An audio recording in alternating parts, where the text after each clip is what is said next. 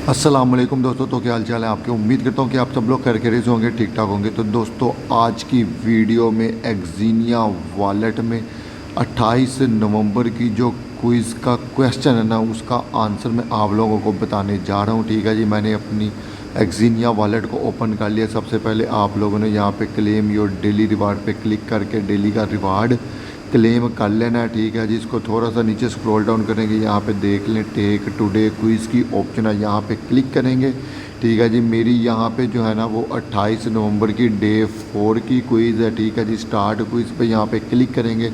यहाँ पे देख लो डेली क्विज़ ऑन नवंबर 28। ठीक है जी, यहाँ पे ये क्वेश्चन है, इसके दो आंसर हैं। दो में से एक आंसर जो है ना वो राइट होने वाला है। तो जो पहला वाला आंसर है ना वो वाला आपका राइट आंसर होने वाला है। उस पर टिक करके जैसे ही सबमिट पे क्लिक करेंगे तो यहाँ पे हमें 100 जेम्स जो है वो मिल जाएंगे।